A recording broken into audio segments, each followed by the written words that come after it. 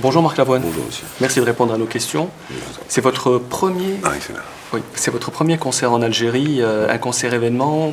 Quelle est votre appréhension, votre sentiment à quelques heures de monter sur scène ici à Alger? Je suis très ému. Voilà. C'est une émotion qui vient du passé, de mon père, ma tante, avec mes amis algériens. Et donc la mémoire est toujours fidèle, comme les souvenirs et le chagrin des amours. On a bien compris que l'Algérie, pour vous, on l'a vu sur votre dernière interview sur Berbère TV, pour vous l'Algérie c'est une histoire de famille. Oui. Expliquez-nous un peu. Eh bien, j'en ai entendu parler depuis que je suis né. Avec la France, c'est le pays dont j'ai entendu le plus le nom. Et il résonne toujours parce que ma tante était mariée avec un Algérien après la guerre. Elle revenait en caravelle pour nous rapporter de la semoule, et puis elle faisait le couscous à la maison. Mon père était traumatisé par la guerre, et elle l'a poursuivi toute sa vie. Et les Algériens avec lesquels il a vécu ici, et les camarades qui étaient les siens, qui sont morts, l'ont accompagné tout le long de sa vie et ont accompagné toutes ses options politiques. Baba, baba. Alain Lanty, les sanglots longs des violons de l'automne. Comment s'est fait ce projet de venir en Algérie? Mohamed, qui est derrière? mon ami Mohamed, et comment ça s'est fait? Mon ami Mohamed m'a dit: est-ce que ça te dirait de venir chanter en Algérie? Parce qu'il avait lu le livre. Il trouvait qu'il y avait une légitimité, après avoir lu ce livre, à former le projet de venir chanter ici. Et moi, je lui ai dit oui tout de suite. Ça sera un concert spécial à Alger, à la salle Mougar. Ce sera Marc Lavoine avec son répertoire chanté pour le public français. Ou est-ce que vous allez vous adapter à Alger? Je m'adapte au piano, parce que je travaille avec Alain Lanty depuis plus de 30 ans. Et donc le concert qu'on donne, c'est un concert piano-voix.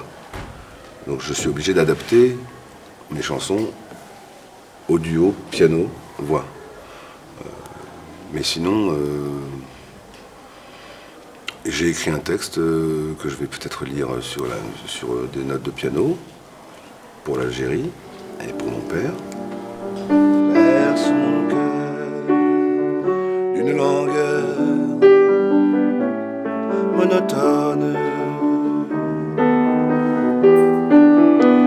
tout suffocant et blême quand sonne l'heure.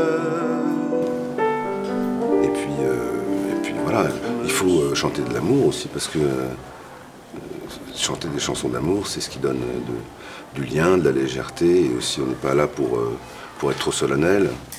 Même si on est ému, on se doit d'être heureux, ne serait-ce que pour montrer l'exemple, comme disait Jacques Prévert. Il n'y a pas beaucoup de grands chanteurs français qui viennent chanter en Algérie pour plusieurs raisons. L'image de l'Algérie en France n'est pas comme souhaiteraient les Algériens par rapport à d'autres pays du Maghreb.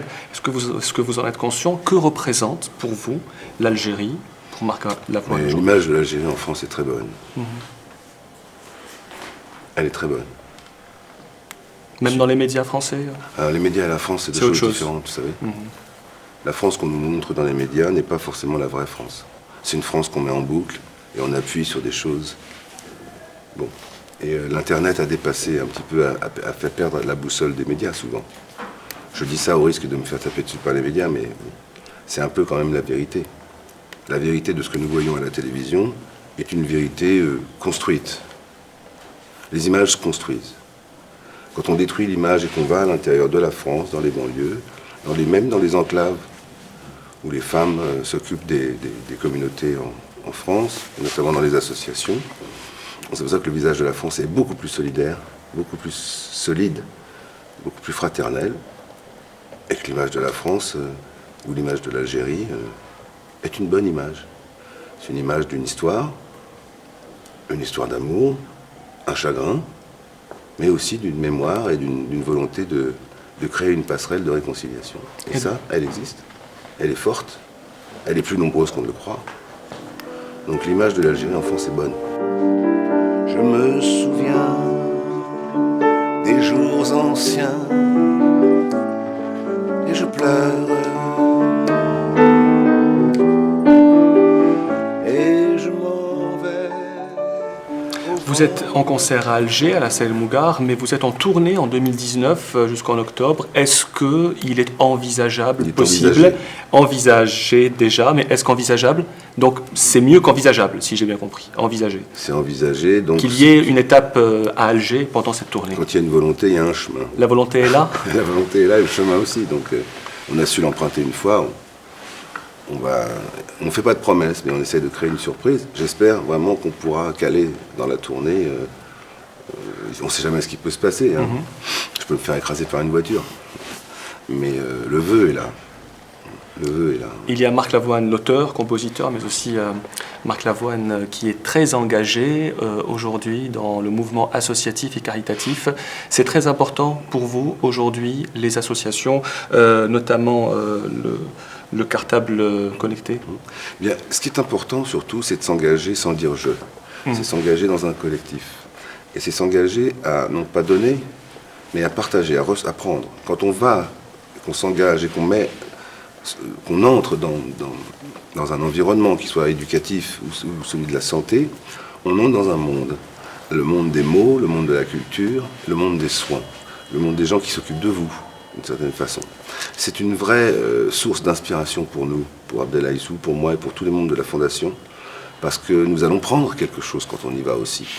On ne dit pas aux gens on est là pour vous donner, on est là pour vous prendre quelque chose qui nous grandit, qui nous fait du bien à nous aussi. C'est comme quand on engage quelqu'un pour travailler, on ne vous dit pas je vous engage parce que vous êtes gentil, pour vous faire plaisir. Je vous engage parce que vous êtes bon, parce que vous allez être bien pour mon journal, vous allez faire de belles choses. Et c'est pour ça que vous êtes valorisé, que ça vous plaît, c'est qu'on ne vous a pas engagé pour vous faire plaisir, mais parce que vous êtes vous. Et ça met des visages sur les choses. Sinon on finit par ne voir que des chiffres, des statistiques. Mais derrière chaque chiffre, il y a un visage, une famille, des enfants, un salaire, ou du chômage, et ou bien la recherche d'un emploi, ou bien la fin des études, ou bien vouloir continuer à étudier, et comment trouver les moyens pour qu'un enfant qui va à l'hôpital puisse continuer à étudier. Alors on a inventé un cartable connecté, qui connecte donc la classe à l'élève à l'hôpital, et l'hôpital à la classe. Ainsi, l'enfant n'est plus absent, il est présent. Il est présent dans la salle de classe, et il apprend ses devoirs en même temps que les autres, et il ne décrochera pas, il ne redoublera pas son CM1. Voilà. C'est difficile de tenir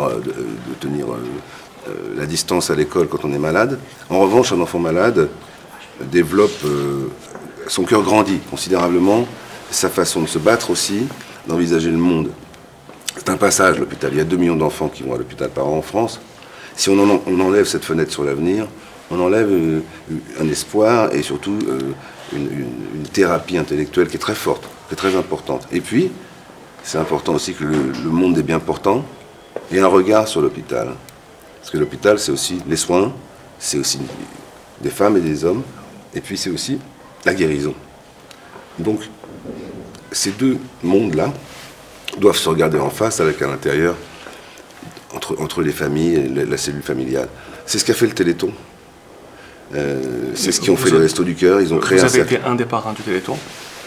Bon, oui, j'ai été un parrain du Téléthon, mais si j'ai réussi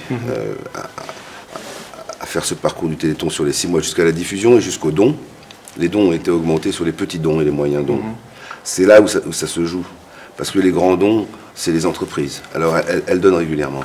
En dessous, quand une société va plus mal et que les salaires sont plus minces, c'est difficile.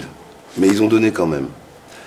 Mais parce qu'on a fait un travail avec Abdelaïssou et la Fondation, en 6 mois, on a structuré quelque chose qui était qui était une architecture qui permettrait de se donner les moyens de réussir l'émission et donc de réussir le pari qui était non pas de dépasser, mais en tout cas d'être à l'égal des années précédentes. Il se trouve qu'on a été un peu plus haut, mais l'idée n'était pas d'aller plus haut, de battre quelqu'un, mais au contraire de se battre avec les gens pour que ce soit au moins au même niveau que les années précédentes.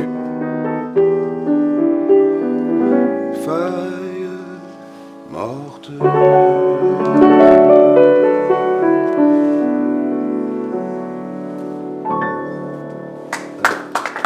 une dernière question. J'ai fait un petit calcul. Votre carrière a commencé en 1983. 35 ans de carrière. Encore de l'avenir devant vous, encore des projets, Marc Lavoine? Alors je vous corrige, excusez-moi. Allez-y, vous pouvez. J'avais 17 ans quand j'ai commencé, dans un feuilleton qui s'appelait Pause Café. Je le dis parce que c'est Véronique Jeannot qui m'a soutenu et qui m'a fait croire que je pouvais être un acteur. Donc c'est important de le préciser. J'avais 17 ans et puis maintenant j'ai 55 ans.